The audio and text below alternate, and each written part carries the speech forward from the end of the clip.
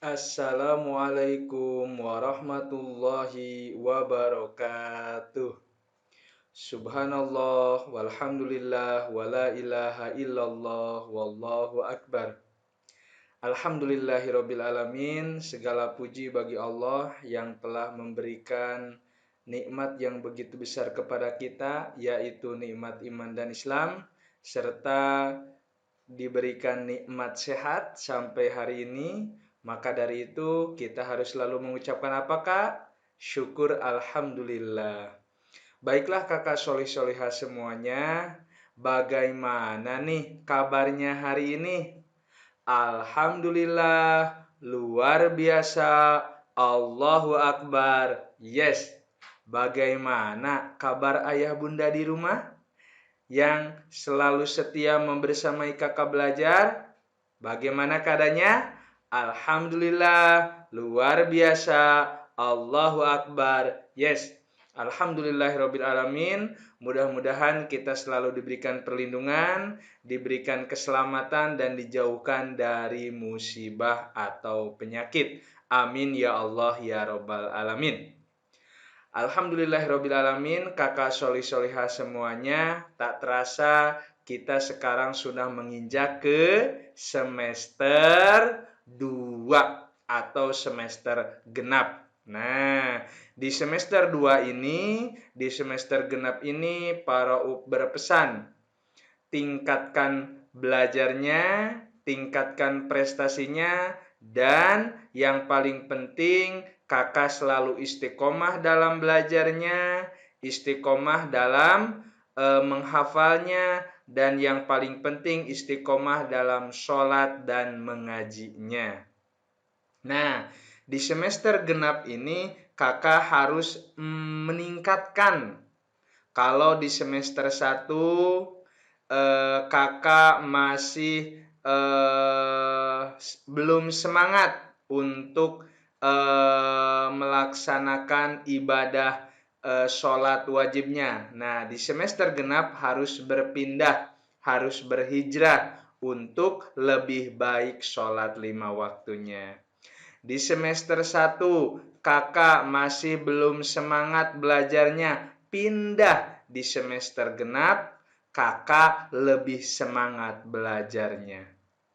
Contoh yang ketiga, kakak di semester ganjil atau di semester 1 belum baik dalam perilaku kepada orang tuanya, kakak atau adiknya. Di semester genap atau semester 2 lebih baik atau lebih menghormati ayah bunda, lebih menyayangi ayah bunda, lebih menghormati kakaknya, dan lebih menyayangi adiknya. Pahim tum? Pahimna. Nah, seperti halnya Kangjeng Nabi Muhammad SAW pada waktu dulu berhijrah dari kota Mekah ke kota Madinah. Nah, sekarang kakak di semester genap berpindah dari masih belum baik di semester ganjil, berpindah ke lebih baik di semester genap. Siap kakak? Oke, anak solih siap duduk rapi. Hap. Baiklah kakak solih solihah, kita akan memulai pembelajaran di semester genap ini. Alhamdulillahirabbil alamin, kakak minggu kemarin sudah menyelesaikan pembelajaran selama 1 pekan kemarin. Nah, sekarang di semester genap di pekan kedua atau minggu kedua kakak harus lebih semangat. Nah, baiklah kakak solih solihah semuanya, kita mulai belajarnya dengan membaca basmalah bersama-sama. Bismillahirrahmanirrahim. Doa sebelum belajar, Robbi zidni ilman warzukni fahman. Ya Allah, tambahkanlah ilmuku dan pertinggilah kecerdasanku. Amin.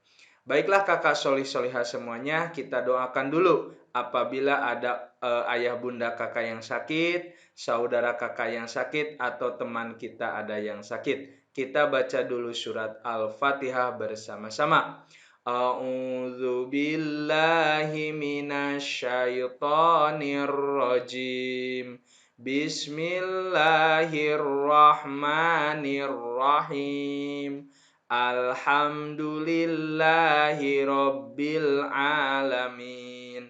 Ar-Rahmanir Rahim. Maliki Yaumiddin. Iyyaka na'budu wa iyyaka nasta'in. Ihdinas syiratal mustaqim. Syiratal ladzina an'amta 'alaihim ghairil maghdubi 'alaihim waladdallin. Rabbighfirli amin. Alhamdulillahirabbil alamin. Mudah-mudahan doa kita dijabah Allah Subhanahu wa taala. Amin ya Allah ya rabbal alamin. Di pertemuan ini di minggu kedua pada bulan apakah? Januari. Betul. Hari ini hari apakah? Hari Senin tanggal 11. Betul. Tanggal 11 Januari 2021. Tetap semangat belajarnya, istiqomah dan pertahankan seperti di semester ganjil. Baiklah kakak solih solihah semuanya, perhatikan para U.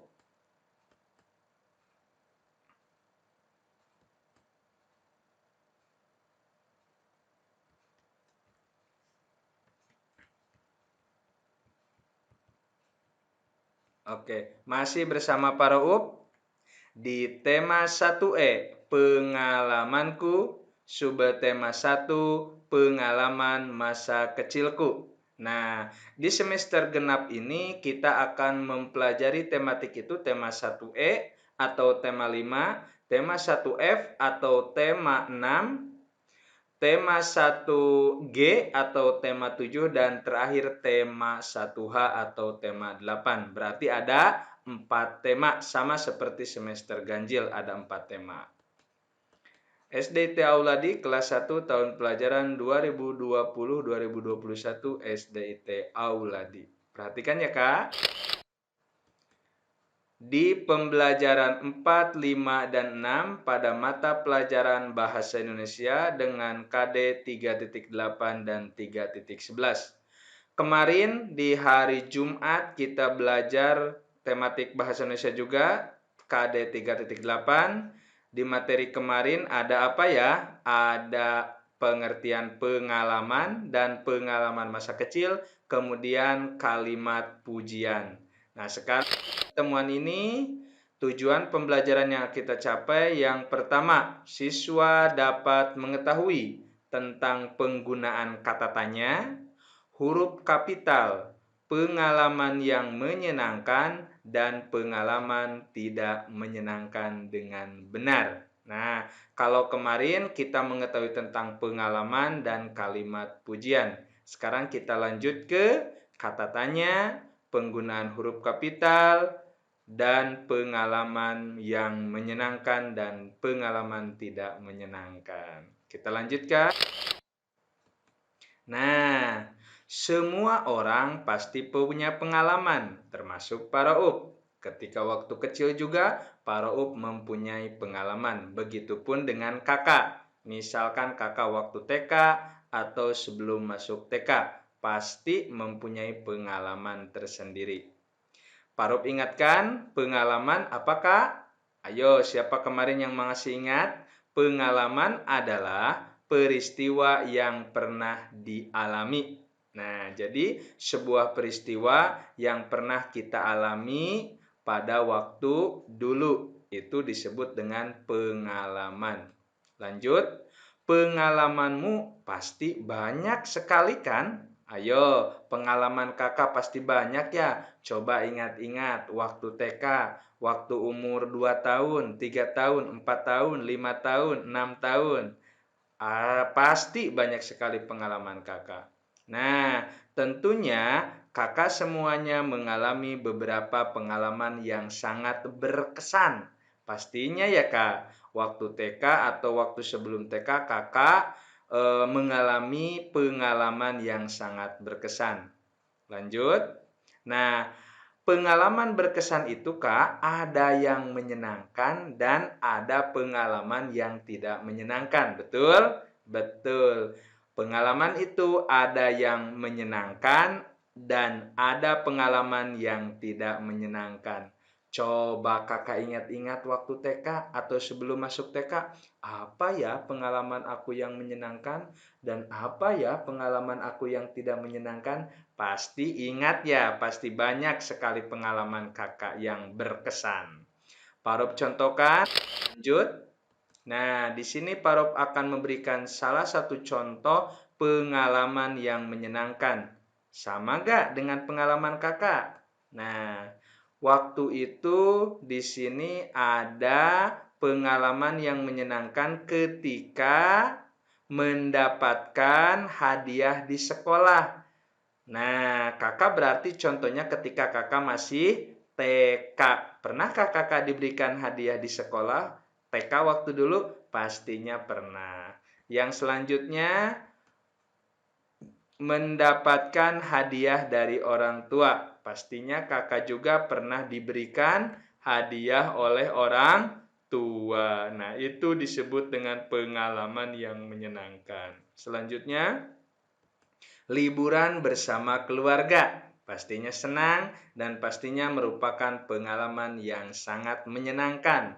Liburan bersama keluarga. Yang terakhir, pengalaman waktu diantar, apakah diantar ke TK oleh orang tua? Pastinya pernah kan? Dan pastinya pengalaman yang menyenangkan. Dari 4 contoh pengalaman ini, pasti kakak semuanya pernah mengalami dan melupakan bagian yang menyenangkan dan berkesan. Pahim, Tom? Pahim. Nah, selanjutnya. Di sini Parop akan memberikan contoh pengalaman yang tidak menyenangkan. Kalau tadi pengalaman yang menyenangkan, yang ini pengalaman yang tidak menyenangkan. Apa saja Parop contohnya? Yang pertama, nah pengalaman yang tidak menyenangkannya jatuh dari sepeda. Pernahkah kakak mengalami pengalaman yang tidak mengenakan ini atau tidak menyenangkan ini? Nah, pastinya ada yang pernah ya jatuh dari sepeda. Yang selanjutnya, ketika kita kehilangan barang atau benda, pastinya itu pengalaman yang tidak menyenangkan.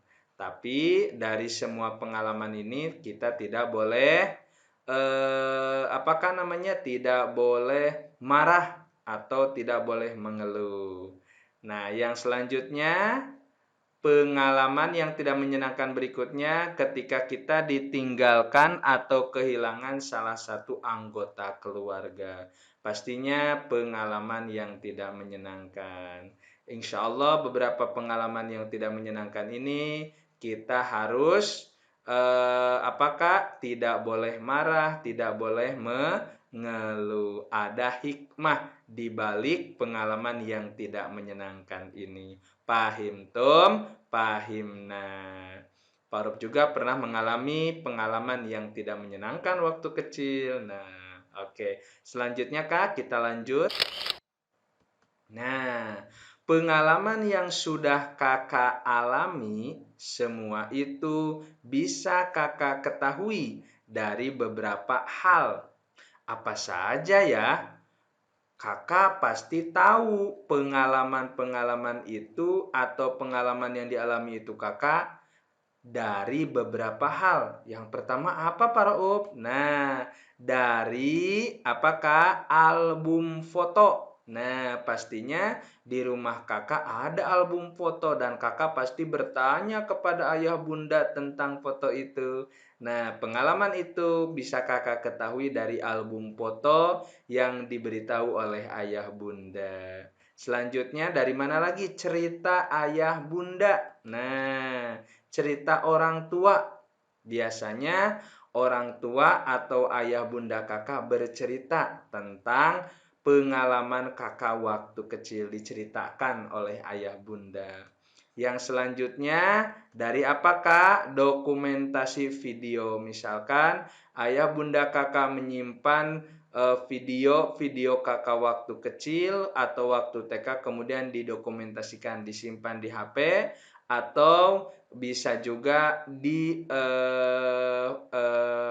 video itu diputar di apakah televisi bersama-sama, ditonton bersama keluarga. Nah, jadi pengalaman-pengalaman yang dialami oleh kakak itu, kakak akan mengetahui dari orang tua, dari album foto, cerita orang tua, atau bahkan dari dokumentasi video. Pahim, Tum?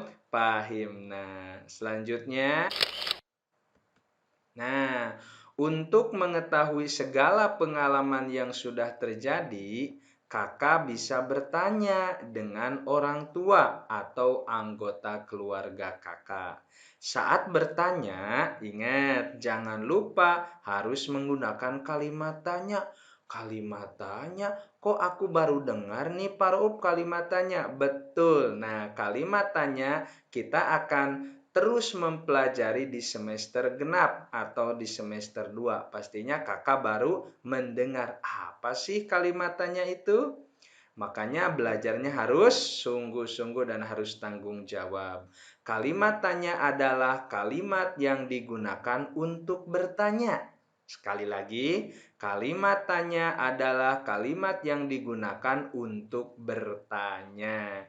Jadi ketika kakak bertanya kepada Pak Roub, bertanya kepada ayah bunda, kakak harus mengetahui ciri-ciri kalimat tanyanya. Nah, apa saja Pak Roub ciri-ciri kalimat tanya itu? Yang pertama, menggunakan kata tanya.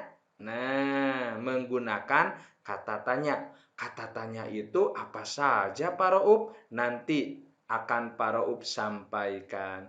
Yang kedua, nah, harus diakhiri dengan tanda tanya.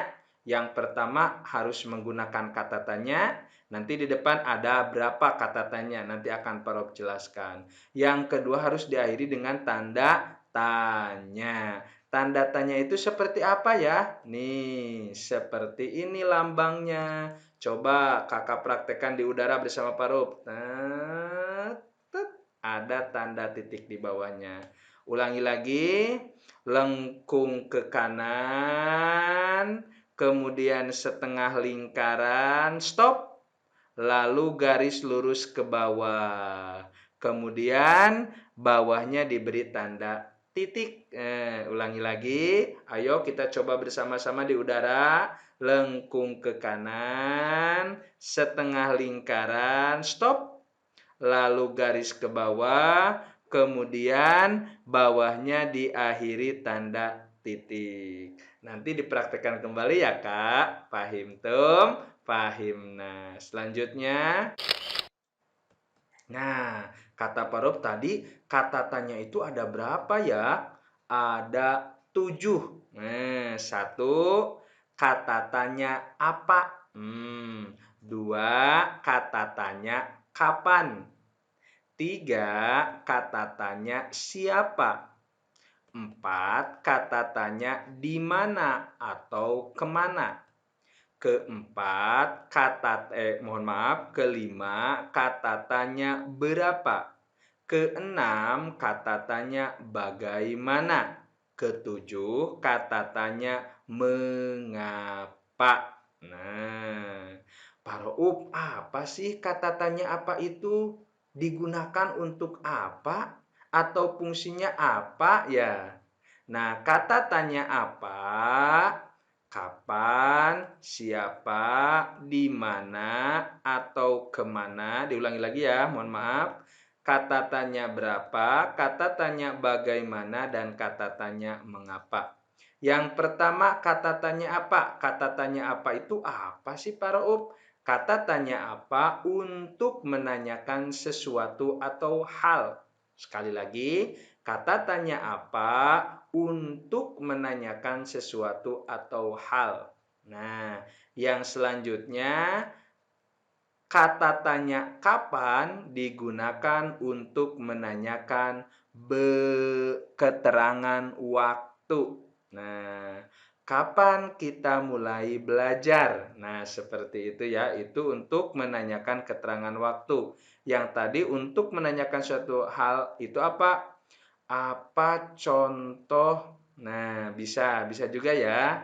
Nah, itu untuk menanyakan sesuatu hal. Nah, yang selanjutnya, nah, yang tadi apa pengertian dari kalimat tanya? Nah, itu bisa dijadikan ada kata tanya apa untuk menanyakan sesuatu hal. Apa pengertian dari kalimat tanya? Yang tadi kalimat tanya adalah apakah untuk apa bertanya ya tadi di belakang. Oke.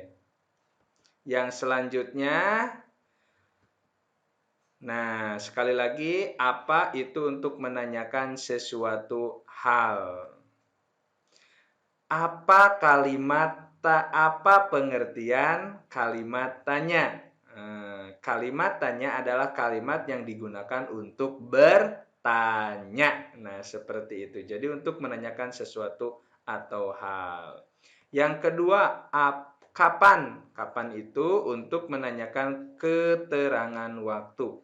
Kapan kita mulai belajar? Nah, itu untuk menanyakan keterangan waktu. Yang selanjutnya, siapa? Nah, untuk menanyakan seseorang. Siapa yang mengajar tematik? Nah, jadi jawabannya adalah orang. Siapa yang mengajar pelajaran tematik? Nah, seperti yang selanjutnya, di mana? Untuk menanyakan tempat atau arah, di mana? Di manakah? Di manakah? Salah satu contohnya, di mana sekolah SD IT Auladi? Nah, seperti itu. Di mana sekolah SD IT Auladi? Nah, seperti itu. Yang selanjutnya, berapa? Nah, untuk menanyakan jumlah. Berapa kelas yang ada di sekolah SD IT Auladi? Nah, seperti itu untuk menanyakan jumlah. Yang selanjutnya, bagaimana untuk menanyakan proses atau cara. Bagaimana caranya membuat pot tanaman dari dulu itu waktu semester gaji dari telur ya. Bagaimana caranya membuat pot tanaman dari telur? Nah, dari cangkang telur. Nah, itu untuk menanyakan proses atau cara. Yang terakhir, mengapa? Untuk menanyakan hubungan sebab akibat. Itu salah satu pengertian-pengertian dari kata tanya. Selanjutnya, ciri-ciri kalimat tanya. Nah, tadi kita sudah menjelaskan tentang kalimat tanya, kemudian sudah menjelaskan kata tanya, kemudian kalimat tanya diakhiri dengan tanda tanya. Nah, yang selanjutnya kita akan mengetahui ciri-ciri kalimat tanya. Yang pertama apakah? Menggunakan kata tanya, sudah yang tadi. Harus diakhiri dengan tanda tanya, sudah yang tadi. Yang ketiga, awal kalimat harus menggunakan huruf kapital. Awas Kak, ketika kita bertanya atau menulis kalimat tanya harus diawali dengan huruf kapital. Huruf kapital itu atau huruf besar. Contoh A. Nah, besar. Kalau yang seperti ini A kecil. Oke. Kemudian contohnya ada di buku tematik 1E halaman 11. Nah, di sini ada A besar, A kecil, ada B besar, B kecil, ada C besar, C kecil, dan selanjutnya. Nah, ini adalah salah satu contohnya, ya. Kemudian di halaman 12-nya nih digunakan salah satu penggunaan huruf kapital atau huruf besar diantaranya digunakan untuk awal kalimat. Nah, seperti ini awal kalimat tuh. Pengalaman masa kecil itu indah. P di awal kalimatnya harus besar. Ini awal kalimat di halaman 12. Kemudian digunakan terutama dalam membuat kalimat berita atau kalimat tanya. Yang kedua, penulisan nama orang. Nah, penulisan nama orang, nama kota itu harus diawali dengan huruf besar. Contoh di sini penulisan nama orang yaitu Ahmad. Nah, A yang di awal kata Ahmad harus besar. Nah, Huruf A di awalnya harus besar. A-nya besar, H, M, A, D-nya kecil. Nah, kemudian huruf H, M, A, D-nya itu harus kecil. Ini penulisan nama orang. Harus diawali dengan huruf kapital atau huruf besar. Begitupun dengan nama kota itu harus besar. Kemudian awal kalimat pun harus diawali dengan huruf besar. Dan satu kali lagi, nama orang diawali dengan huruf besar. Pahim tum? Pahim nah.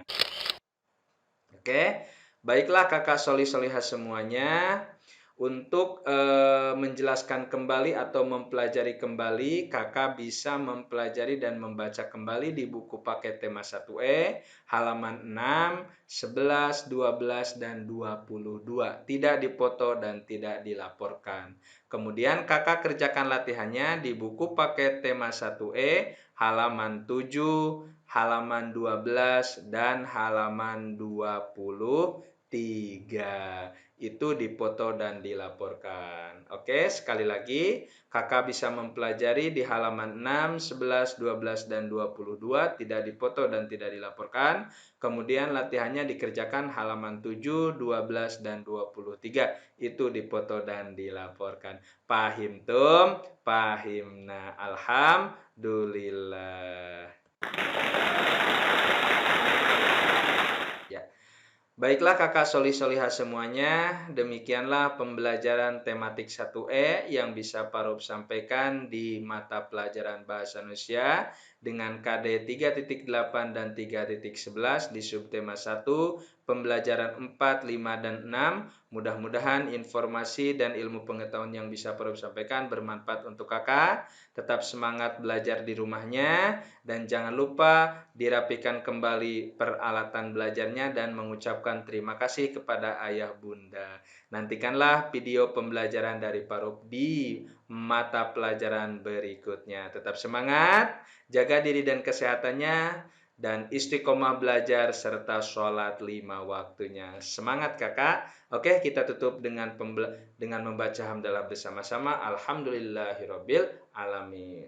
Kita tutup dengan doa penutup majelis. Subhanakallahumma wa bihamdika asyhadu an la ilaha illa anta astaghfiruka wa atubu ilaik. Terima kasih kakak soleh-soleh semuanya.